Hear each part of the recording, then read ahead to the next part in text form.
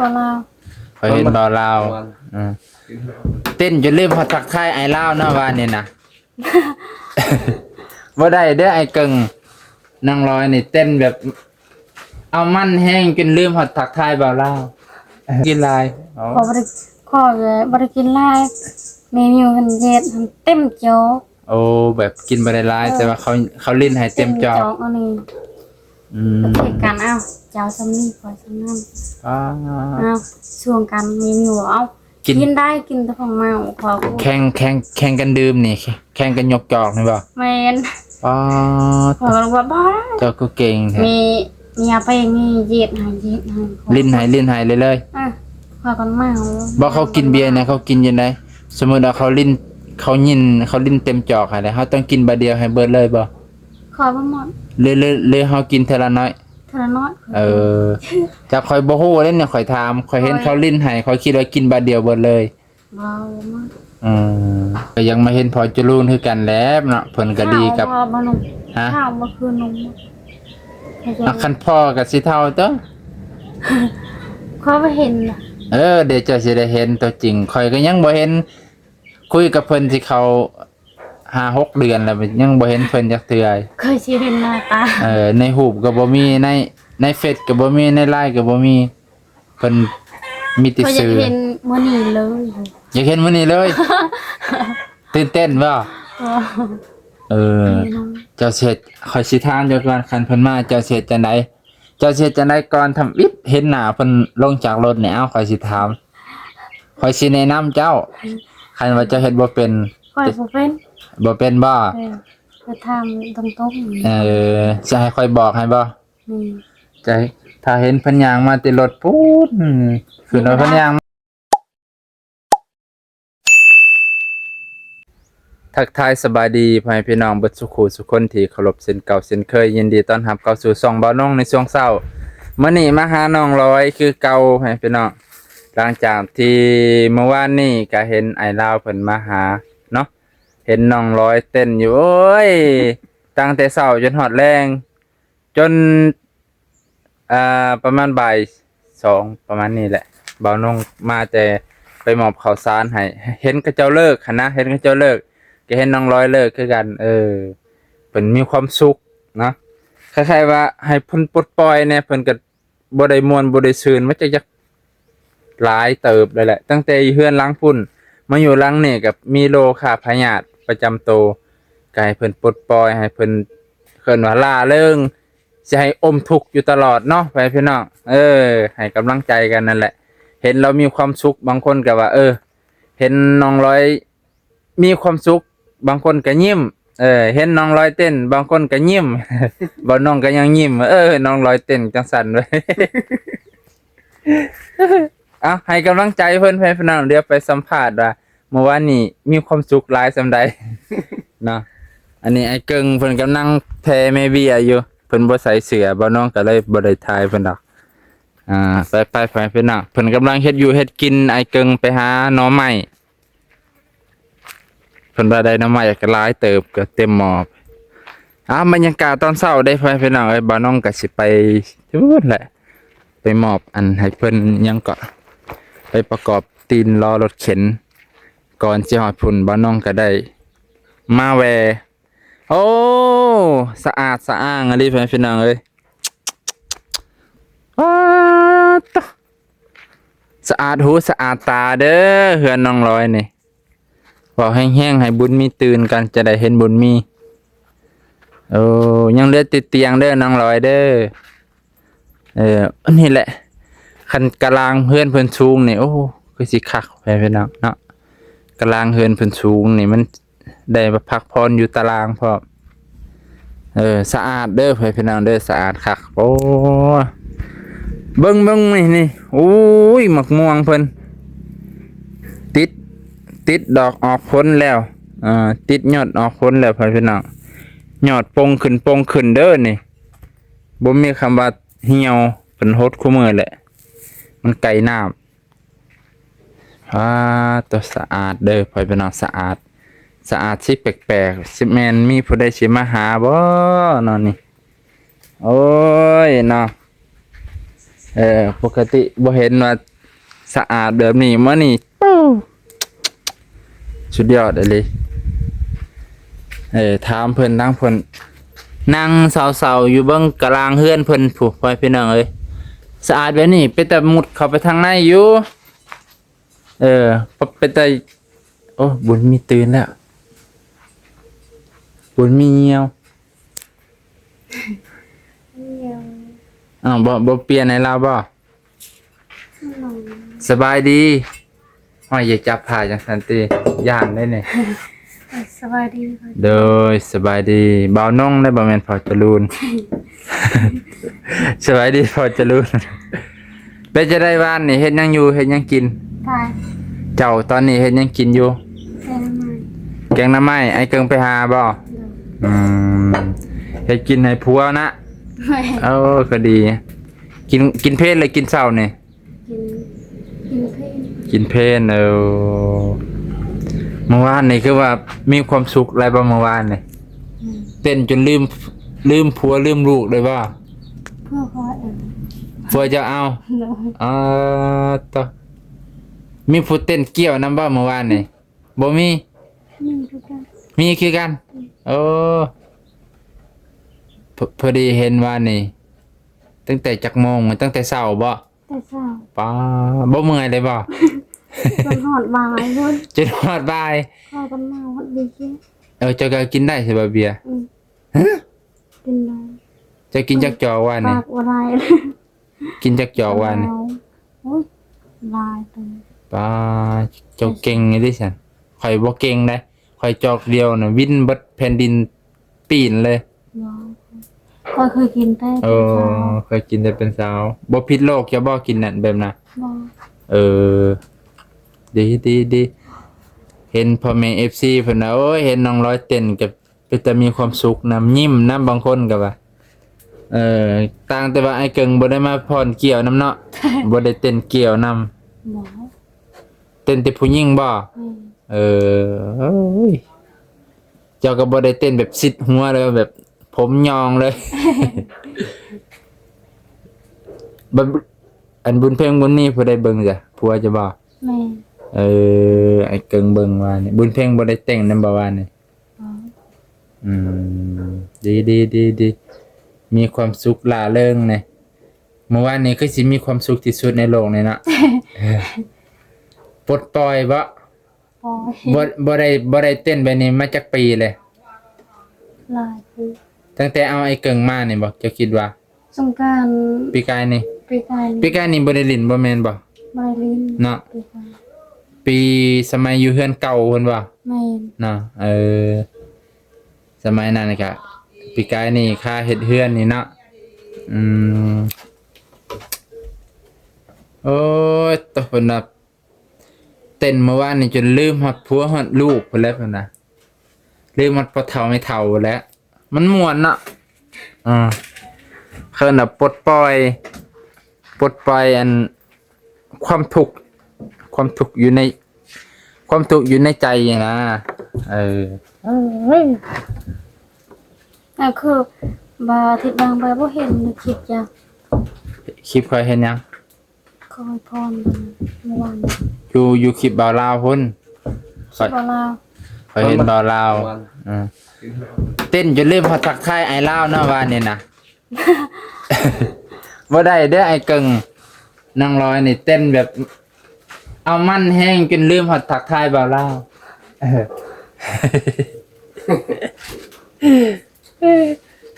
จะเห็นเมียเจ้าพรไปนี่เจ้าก็มีความสุขบ่ไอ้เกิง โดยมีความสุขแล้ว เนาะเห็นเมียเจ้าของมีความสุขเนาะ เป็นเจ้าเป็นยียอน ข่อยก็ว่าสิมาจอบเบิ่งอยู่เพิ่นเต้นท่าได้ก็เป็นตะม่วนจนลืมฮอดกลับบ้านจนค่ำมันว่าค่ำเติบได้ว่านี่ 3:00 นข่อยจังเห็น บ่ายหนึ่งข่อยออกไปก็ยังป๊า นี่น้ำมานำเกะตลอดเบียมีอยู่เกะตลอด เขาเลี้ยงบ่ คอยกันเมาคอยไปเมาอยู่เฮือน เบียร์เวียดหรือเบียร์ลาว เบียร์ลาว โอ้คักอยู่ซั่นเบียร์ลาวเนาะ คอยกันเมา โอ้เจ้าก็ บ่ได้ มา เอาลูกซ้ำ ว่านี่นะ เอกเลยเฮือนหึง บุญมีเรากินนมมันนั่นแหละเนาะ บ่มันบ่กินไหน นมส่งน่ะเราบ่กิน อืม เรายังกินนมเจ้าอยู่ ไม่ อ้าวเราสิบ่เมาน้ำเจ้าบ่บัดนี้ โอ้โห บ่แม่นเราเมาสิเรานอนจนบ่ตื่น โอ้ยมันอยากนอน เออ มันลุกแต่เช้าน มน่ะเราบ่กินฝึกเอาเนาะ อืม ฝึกจะใส่น้ำอุ่นบ่ให้เรากิน ใส่ ผสมมันน่ะ ใส่น้ำอุ่น โอ้ ต้มก่อนถึงค่อยใส่ ต้มก่อน เดี๋ยวมันเจ็บท้อง เอาค่าเสื้อน้ำก่อนเนาะ นี่ โอ้คักเว้ย พวกเขาก็เมา ว่านี่บ่ อืม เมาเล เก็ ย บมาเนี่ยคุยเห็นแล้ว บ่เฮ็ดหยัง หายกันเลย หายจังได้หายแบบต่างคนต่างเมานี่บ่ ไม่ เจ้าก็เมาค่อยก็เมาติ อืม เจ้าก็กินหลายค่อยก็กินหลายอ๋อ พอบริข้อเลยบริกินไล่เมนูหันเย็ดหันเต็มโจ๊ก โอ้แบบกินบ่ได้หลายแต่ว่าเขาลิ้นให้เต็มจอ อันนี้ อืม ประเทศกันเอาเจ้าสำนีปล่อยสำนั่น อ๋อ เอาช่วงกันเมนูเอา กิน กินได้กินแต่ของเมาขอพูด แข่งกันดื่มนี่แข่งกันยกจอกนี่บ่ แมน อ๋อ ขอบอกว่าบ้า เจ้าก็เก่งแท้ มีเอาไปงี้เย็ดใหายเย็ดใหาย ลิ้นให้เลย อ่ะขอกันเมา บ่เขากินเบียร์นะเขากินยังไงสมมุติว่าเขาลิ้นเขาลิ้นเต็มจอกให้แล้วเขาต้องกินบาดเดียวให้เบิดเลยบ่ ขอบ่หมด เลยเฮากินเทอละน้อย เท่าน้อย จากข่อยบ่ฮู้เด้เนี่ยข่อยถามข่อยเห็นเขาลิ้นให้ข่อยคิดว่ากินบาดเดียวเบิดเลย เบามาก อืมคักอะเนาะเฮ้ยดีมีความสุขข่อยเห็นเจะมีความสุข FC ก็เห็นมีความสุขคือกัน FC เห็นก็มีความสุข เขาเห็นเจะเต้นเขาก็ยิ้มโอ้คักไว้นั่งร้อยเต้น ในใจเขาอยากหมุนโตไปแหล้ว บุญเพ่งไปใส่ไหน เพิ่งไปโรงเรียน ผู้ใดพาไป ค่อยนอน น้อยพาไปโรงเรียนมันนี่เป็นวันค้านหากไปโรงเรียนวันนี้บ่ได้ไป คือได้ยินข่าวว่าผู้ใดสิมาหาบ่ฮะ ที่ FC FC หรือพ่อเจ้า เขาจะลง แน่ยังสิว่า FC อยู่ เคยได้ยินเขายังเหว่า ไผว่า เมียมาล่าง เอาไล่นะ อืม เราว่าพอจะรุนสิมาหาบ่ ดู โอ้เจ้าสิบ่อายเพิ่นบ่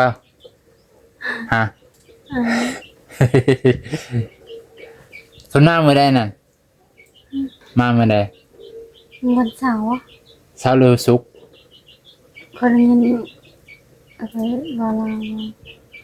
วันประหัสวะวันศุกร์วะ วันศุกร์ วันศุกร์ เจ้าสิเฮ็ดจังได๋ถ้าเพิ่นมาเจ้าสิเอาหยังต้อนรับเพิ่นเนาะเพิ่นเฮ็ดดีกับเจ้าปานนี้เจ้าสิเอาหยังต้อนรับเพิ่นแบบดีๆอะนะ เพื่อไปว่าเป็ด เป็ดตัวหนึง สอง สองเลยบ่โอ้ค่อยมากินน้ำได้บ่ ได้ เขาบ่ได้เชิญเลยพี่น้องอยากมาค่อ เป็ ย ดคอยเอาเป็ด ค่อยก็ยังมาเห็นพอจุลูนคือกันแหล้วเนาะเพิ่นก็ดีกับ ข้าวบานม ฮะ ข้าวมาคืนนม คันพ่อก็สิเท่าเด้อ เขาไปเห็นน่ะ เดี๋ยวเจ้าสิได้เห็นตัวจริงค่อยก็ยังบ่เห็นคุยกับเพิ่นสิเขา5-6 เดือนแล้วยังบ่เห็นเพิ่นจักเทื่อ เคยสิเห็นหน้าตา ในรูปก็บ่มีในเฟซก็บ่มีใน LINE ก็บ่มีเพิ่นมีแต่ เขาอยาก ชื่อ เห็นมื้อนี้เลย อยากเห็นมื้อนี้เลย ตื่นเต้นบ่ ทำได้เจ้าบ่คิดบ่ว่าคนที่ซอยเจ้าเขาสิมาหาเจ้า คืดเลย คิดอยู่บ่ อืม อ๋อว่าเพิ่นต้องมาหาเฮาแน่นอนเนาะ คืดเลยพอได้นอนเลย เพราะว่าเพิ่นเคยซอยเนาะ อืม มันบ่ได้ไกลเด้เมืองไทยกับเมืองลาวนี่ มาได้ใกล้หรอ เอาโก้ย ย่านไป ซ้ำกับไปหน้าได้สำหรับคนมีเงินดอกว่า โอ้ย มามื้อนี้มื้ออื่นฮอดก็ได้ มามื้อนี้ฮอดมื้อนี้ก็ได้ คันเพิ่นแฮงอยู่บ่ไกลนี่อยู่แถวภาคอีสาน เออ ขี่รถข้าวเดียว พอบอกไปเอาเป็ดเมนูไว้มีเป็ดเมนู เจ้าเสร็จขอยสิถามเจ้าก่อนคันเพิ่นมาเจ้าเสร็จจังไดเจ้าเสร็จจังไดก่อนทำอิบเห็นหน้าเพิ่นลงจากรถนี่เอ้าขอยสิถาม คอยสิแนะนำเจ้าคันว่าเจ้าเฮ็ดบ่เป็น คอยบ่เป็น บ่เป็นบ่ ไปทำตรงๆ จะให้คอยบอกให้บ่ นี่ จะให้ถ้าเห็นเพิ่นย่างมาติรถพูดคือเราเพิ่นย่างมาติพุ่นเนาะฮะ เฮ็ดได้ จะถ้าเพิ่นย่างมาปึ๊บคันเห็นไอ้ลาวย่างมาคันเพิ่นย่างมาหลายๆคนจักก็เจ้าย่างลงจากเครื่องแล้วย่างไปรับเพิ่นอยู่พุ่นรถพุ่นอยู่ คันเห็นเพิ่นมาหลายคนน่ะนะสมมุติว่าพอจะรุ่นเพิ่นมาเจ้าก็ย่างไปรับแล้วก็สวัสดีค่ะ ได้บ่สวัสดีค่ะ ได้ นบมือแล้วก็ก้มลง สวัสดีค่ะพอจะรุ่นเด้อ เด้อ ชื่อคันจะชื่อคำข่อยเว้านี่จะไปสวัสดีค่ะให้เพิ่นเห็นน่ะเพิ่นโอ้ยน้องลอยนี่มีมารยาท บัดยามเพิ่นสิเมื่อกะขอบคุณหลายๆเด้อพอจะรุ่นที่มาเยี่ยมมายามลูก จังซี่ตัว เด้อ คันเพิ่นให้อิหยังกะนบมือก่อนแล้วก็ขอบคุณค่ะคนไทยให้ก็ขอบคุณค่ะแต่คนลาวให้ก็ขอบใจเด้อ คนไทย เออ คนลาว คนไทยนั่นแหละเพิ่นก็เป็นคนไทย อันนี้ค่อยแนะนำให้เจ้าเด้บอกผัวเจ้านำ เด้อ บอกไอ้เกิงนำถ้าเห็นพอจะรุ่นมาเฮา มันเป็นแล้วอ่ะผู้บอย เป็นกะยาถ้าผัวเจ้านบเจ้าไหวถ้าผัวเจ้าไปต้อนรับเจ้าก็ต้องไปหับน้ำลาว ไปต้อนรับน้ำลาวพาบุญเพ่งไปต้อนรับน้ำสวัสดีค่ะ สวัสดีค่ะจังซี่ได้ เด้อ อีหลีไปเห็นเพิ่นปัดยืนเชื่อเลยเฮ็ดหยังบ่เป็นน่ะบ่ได้ มีน้ำมีในก็ยืนให้เพิ่นนี่เด้อน้ำเขาจะรูนลูกก็บ่มีน้ำเย็น น้ำเลยเขาบ่ได้ซื้อ เจ้าก็ยกเป็นทางให้เพิ่นเลย ว่าบัดเพิ่นมาก็ซื้อให้จักแพ็คหนึงซื้อไว้ให้เพิ่น น้ำ ซื้อเอาไว้ต้อนรับอะนะ ไม่ ซื้อไว้ต้อนรับ อันนี้ข้อยแนะนำให้เจ้าซื่อๆถ้าข้อยมาทันน่ะข้อยก็สิมาต้อนรับเพิ่นอยู่ถ้าข้อยไปเวียกก็บ่ฮู้ว่า เจ้าบ่ได้น้ ในใจก็อยากในใจหันอยากมาแหล้วแต่บ่ฮู้ว่ามื้อนั้นมันสิติดอีหยังบ่เพราะว่าถ้าเพิ่นมาฮอดน่ะอย่ามันบ่ายๆเด้ ำไม่ ตอนบ่ายๆคือว่าเนี่ยบ่าวลาวเพิ่นมาฮอดจักโมง ตอนเพลน พุ่นตอนเพลน มีตอนเพลน คันฮอดมาฮอดตอนเพลนก็สิดีข่อยก็อาจจะบ่ได้ไปไสอาจสิมาหาเพิ่นก่อนบ่มีหยังมาผากมาต้อนแล้วข่อยก็ พอได้คือกัน เจ้าก็เตรียมไว้แล้วแหละ บ่มี เอาความดีเจ้าอันแรกสวัสดีขอบคุณหลายๆเด้อพอเด้อที่เลี้ยงลูกโอ้ยจังสั่นเลยเนาะเฮาบ่มีหยังเพิ่นก็เห็นเฮาเฮ็ดดีนำเพิ่นก็แพงเพิ่นก็อายุจ้าชื่อแล้วบ่ค่อยบอกเฮ็ดจังได๋ จริง เฮ็ดจังได๋เอา พุ่นไก่คอยซื้อตอนนั้น บ่ค่อยถามเฮ็ดจังได๋บ่เพิ่นมาเอาจะลืมเด้ สวัสดีค่ะ สวัสดีครับพอจะรูน คอยจะลง นบมือนำได คันเห็นเพิ่นย่างลงมาเลยย่างไปต้อนรับเพิ่นนี่ค่อยแนะนำเจ้าซื่อ เขาไปเห็นในหูมันเห็นแค่ ๆบ่เห็นกะยาเพราะว่าวันศุกร์จะได้เพิ่นก็สิมาเฮาก็ฮู้อยู่แล้ววันศุกร์เพิ่นสิมา มันสุกนะ เฮาก็ย่างไปรับพูนเห็นเพิ่นย่างมารวยๆก็ห่วยก็สิแม่นมื้อนี้วันค้าน ลองทำมื้ออื่น พุธพฤหัสศุกร์อีก3มื้ออีก3มื้อได้เอ้ย บ่พอหูไปดอกไปเลย ว้ายบ่แม่นมื้อนั้นต้องอยู่ครบหน้าครบตาโอ้ยข่อยก็สิได้เห็นพอจะรูนแล้ว ขอให้เห็นเห็นตาเห็นมือ นะเห็นหน้าเห็นตาเนาะบ่ได้เห็นดนบ่แม่นบ่ได้เห็นดนบ่เคยเห็นจักเทื่อ เขาได้คือกันเคยเห็นจักเธอ จะเห็นบ่ขนาดผู้ซอยเฮือนเบาสวนน่ะขนาดเพิ่นอยู่ต่างประเทศสหรัฐอเมริกาเพิ่นยังบินมาฮอด เมื่อคืน ขนาดว่าอยู่ต่างประเทศไกลกว่าไทยอีกเพิ่นยังบินฮอดนับมีหยังไทยกับลาวแฮงแป๊บเดียว เท่าอ่ะ ผู้ใดผู้ซอยเฮือนก็เฒ่าอยู่แต่เพิ่นก็ แข็งแห้ง แข็งแรงเพิ่นอยู่ดีกินดีเด้ เออ คันบ้านเฮาก็อายุปานนั้นเขาหายก็เฒ่าเติบเอามันนี่ซำนี้ก่อนไปพี่น้องมาถามความรู้สึกน้องลอย หลังจากเมื่อวานนี้เพิ่นมีความสุขที่สุดในโลก มีความสุขที่สุดใน3โลกเพิ่นน่ะ บ่เคยมีมาก่อน ลูกได้บ่ได้ป้อนข้าวซะ ลูกก็บ่ได้กินฮอดข้าว ว่าป้อนแล้วบอกคนบอกผู้ว่าป้อนข้าวลูกนี่ เออ โอ้มาไปหรอกเทวทานมันคงคือว่าพอแมวเลยเชื่อใจคอน่ะเนี่ยให้พอจะโดนกินนะ เออเป็นสิขาตัวนี้บ่ หมอเป็ดแล้วไปเอา เออไปซื้อเอาหั่นแหละ เห็ดลาบไป ไปซื้อเอาบ่มีก็ไปยืมเข้ามาบางเทื่อเครื่องเพิ่นมาฮอดมื้ออื่นมื้อฮืออาจสิมีเงินอยู่ในหันก็ไปซื้อแนวอยู่แนวกินให้เพิ่น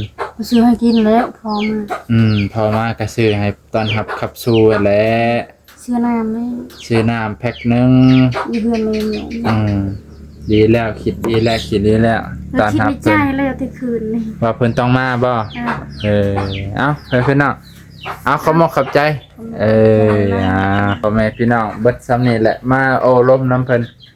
มาเชิญมาบอกวิธีในการต้อนรับขับสู่ขอเพิ่นสิมาเพิ่นว่าสั่นอีกประมาณวันศุกร์ Friday นะบ่น้องกะจะอำลาพาจากเพียงเท่านี้ก่อน